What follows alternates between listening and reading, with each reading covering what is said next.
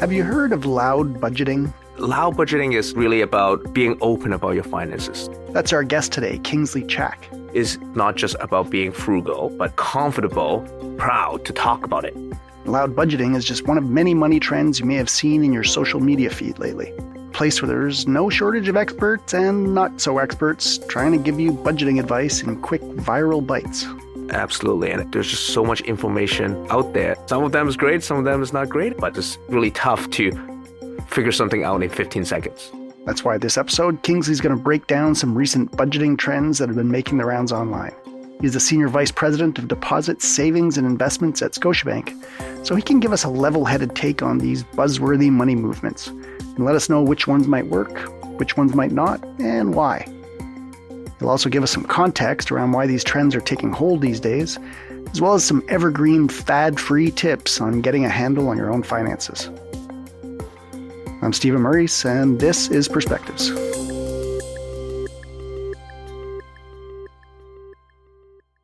Kingsley, welcome back to the show. Really great to have you on again. It's good to be back, Stephen. All right, so you're coming on today. You're going to tell us about some new or recent trends in saving and investing.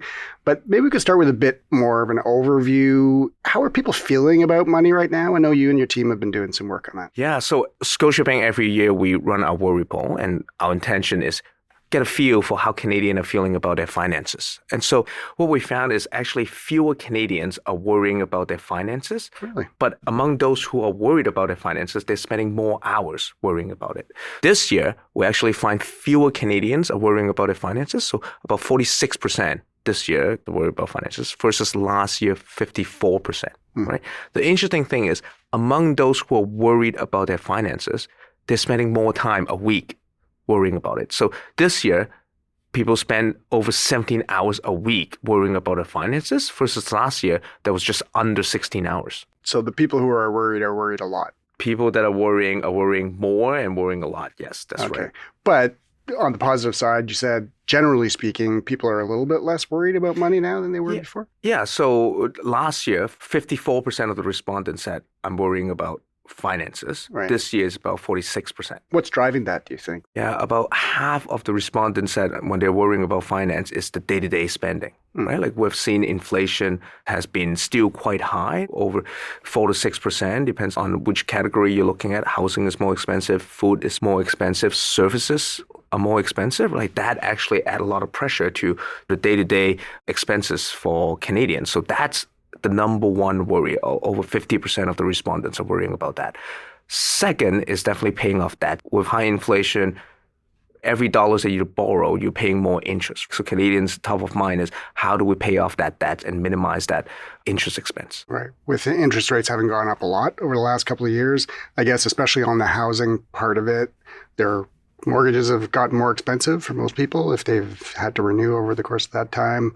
And even rentals have gotten a lot more expensive as well. Yeah, rent cost has increased quite a bit. And then for mortgage rate, right? Like I'm lucky enough to get a fixed rate at 2.19. Wow. And those rates are not heard of. And now we're looking at 5+%, right? Yeah. When do you have to renew your mortgage? In 2 years. Okay, so I still got a little bit of time. All right, they'll come down by then. We're all hoping. Yeah, exactly. Okay, so we're going to get into some trends in budgeting today. First, I was wondering, does your latest worry poll tell you anything about how people are approaching budgeting or just thinking about their money? Yeah, what we see is actually Gen Z, the younger population, spending more time in worrying about their finances. At the same time, they are more optimistic on what's going to happen for the next 6 months, right? So among Gen Z, half of them will say, over the next 6 months, my financial situation will be better versus the Canadian average of 23%, right? So on the worry side, 47% of them say, finances keep me up at night versus the general population of 27%. So it's interesting to see the younger generation, they worry more. At the same time, they're more optimistic. And what we see is in that generation, they're willing to do more to save and to get more saving. To give you a couple examples, Gen Z, they love to redeem their loyalty points on everyday items. 43% said they do that versus the Canadian average of 34%. Right? They will go to multiple different grocery stores to get the best price. 42% would do that versus the Canadian average of 34%. Right? Wow. So they are more active. They're looking at every single dollar that they're spending. And 80% of them said, I will go and seek financial advice, right? Versus 60% of the Canadian average. So they are definitely more willing to talk about their finances. Right. They are more willing to work a little bit harder to save money here and there. Right. And I guess being sort of comfortable online, there's so much information that they can access. They're comfortable going to look for that information and ask for the help. Absolutely. And there's just so much information out there that you want to learn about finances. Those are easily accessible. And I think TikTok have a lot of stuff that they're looking at, right? Yeah. Some of it may be a little bit sketchy, but... yeah, some of them is great. Some of them is not great. And so make sure the source is credible. And when in doubt, fact check it. Talk to your friends. And if needed, talk to a financial advisor, because it's really tough to figure something out in 15 seconds. Okay, so speaking of social media, maybe we can get into some of these budgeting trends that people may have seen in their social media feeds or heard people talking about.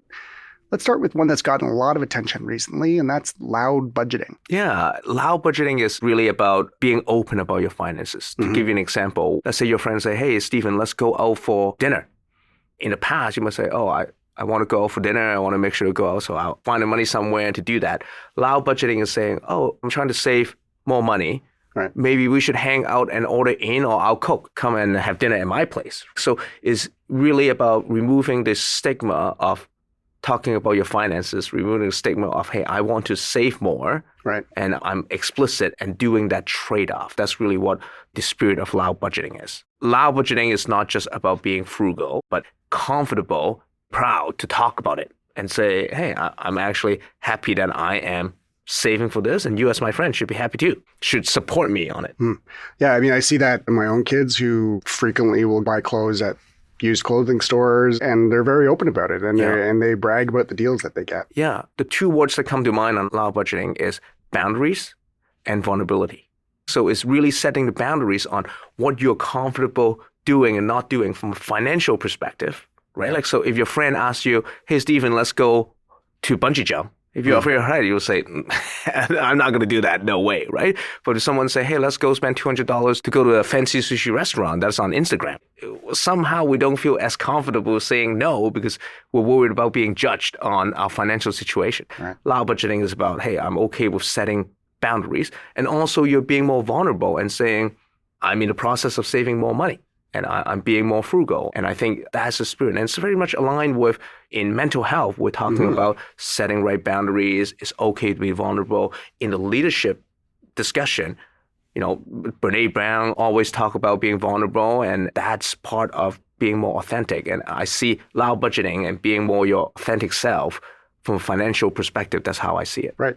I mean, I guess it's about the loud part of it anyway, is about being proud and not ashamed. I guess it's that stigma that you're talking about is maybe gone away, where it's not just okay, but a good thing to be cheap, kind of. Right. It's okay to be vocal and be comfortable sharing that, hey, I'm trying to reach my financial goal and I'm trying to save more. It feels like kind of a good thing, like both around the mental health aspect that you talked about, but even just as a way of approaching finances, because it's to some extent about frugality, right? Yeah, exactly. I think, you know, the phrase that anti-loud budgeting is like, you know, the seen and be seen type thing. And I want to let others perceive that I am well off or I am rich to a certain extent. And I think there's a saying, no, you don't need to buy that specific brand to send that social signals to others. It's okay to say, hey, I'm prioritizing other things, I'm prioritizing savings, and that's totally okay. Right. Maybe that's sort of a bit of a backlash to like quiet luxury. Maybe you can explain what that is, and is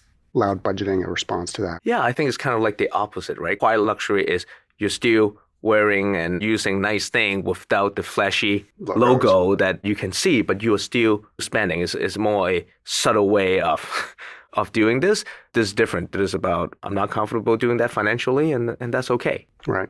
Yeah, I think the quiet luxury thing was kind of epitomized. People talked about this when that show Succession was on, and one of the main characters wore a black baseball cap that didn't have any logos or anything on it, but apparently cost $500. This was this black baseball cap without a logo on it. Right. Loud budgeting, I think, is a great thing. And I want to applaud the younger generation in terms of not sticking to the stigma we had from the older generation, right? The older generation don't want to talk about the finances. And let's be more transparent. Let's be more authentic and approaching financial planning the same way as approaching mental health. And that's great. For sure. Okay, let's talk about the next one, which is soft saving. What does that refer to? Yeah, this is the concept of I want to prioritize now and my experience now and trading off saving for the future. Okay. Essentially, it's a euphemism of saying I'm going to spend the money that I have now and enjoy my life, right? Like that's pretty much what it is. Sounds frighteningly like my 20s. Do those exciting things that you want to do while you're younger and just put off the difficult decisions till later on. Right. And, just hearing that could have unintended consequences, right? But it goes back all the way to basic economics theory in terms of, you're optimizing your period 1 and period 2 spending. Right. That's what it is. And this is saying I put much more value in period 1 than period 2, so I spend all the money in there. But you don't know what's going to happen in the future, right? Like in financial advice, we always talk about you should have a rainy day fund, right? And it should be 2 to 3 months of your monthly expenses. Mm-hmm. That's a backup. That's a safety net that you need to have in case something would happen to your finances, right? Like soft saving will say, oh, let's not worry about that. And I'm going to go and buy something with that. There's an imbalance in there, right? Like too much of one thing might not be good. I think a balanced approach to your financial planning is definitely critical. And if people wear this soft saving as a badge of honor, that could have consequences down the road in your retirement saving, in your future saving, and maybe you want to save for your education, we just talked about house prices is expensive. Mm-hmm. That require you trading off what you spend now to save for the future. Right. I'll come back at the end to just get some of your broad advice around what you think is the best approach if it's somewhere in between these things. But we'll just talk about the last sort of trend, something that we've heard about over the last few years, something called FIRE, which is Financial Independence, Retire Early. Yeah. Which I think is kind of the exact opposite of soft saving. That's right. Maybe you can explain it. That's right. This is about let me save as much as I can now so that I can retire early. I don't need to work until 65, right? I think some of the ratio will be 80% of your income should be saved. Wow. How do you even do that? I think that takes extreme discipline to do that. And it's not for everyone.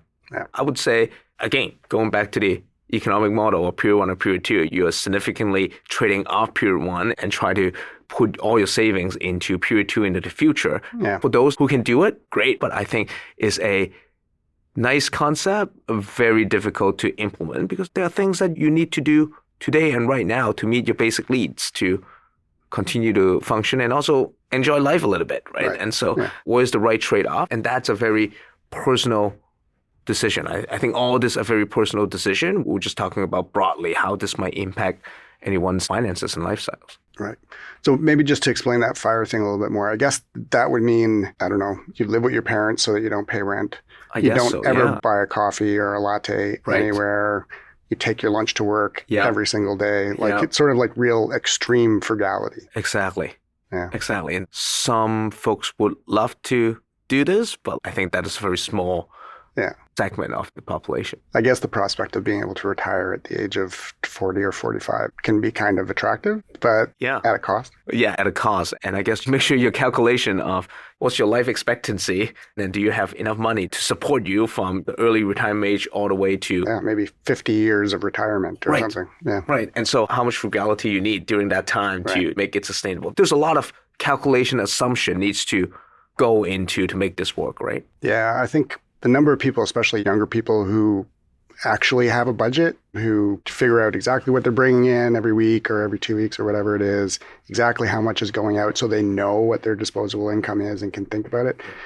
Probably a lot of young people don't do that. Yeah, it takes some time. Yeah. It takes some discipline to do that. And once you set up the budget, you need to take the time to go back to look at it every month, right? I would say there are different degrees. If someone were to get started, you know how much your paycheck is every 2 weeks, right? And start tracking your expenses, looking at your credit card bill. You should make sure that your income is higher than your outflow. That's the first step. At the same time, there are a lot of simple financial tools that are out there. Looking at the Scotiabank app, we have Smart Money. When you go there, you can set your budget in the app directly, and it will automatically classify where you're spending, looking at your credit card, looking at your debit card, and say, okay, is this for entertainment? Is this for meals? Is this for transportation? It helps you to automatically classify that. Then you can see every month, hey, where am I over or under budget? Having those information at hand is important and get a real good sense on where your inflow and outflow is. Right. So the 3 different budget trends we talked about today, loud budgeting, soft saving, and the retire early FIRE trend, those really go from one end of the spectrum to the other in terms of how people approach their money. And obviously it has a lot to do with their own personalities, their own long-term goals. But what are the main things you want people to take away from this conversation? Some advice that transcends trends, maybe? Yeah, there are two things. Number one is having a emergency fund in case there's up and downs in life. You're set up and you're protected. Number two is really having a budget, so you know what's coming in, what's going out, and just having that visibility is important. Right. Just get started. That's often the most important step. And there are a lot of tools out there that can help you to manage your finances, manage your budget. But if you're stuck and you want to talk to someone, a financial advisor is always available and ready to help.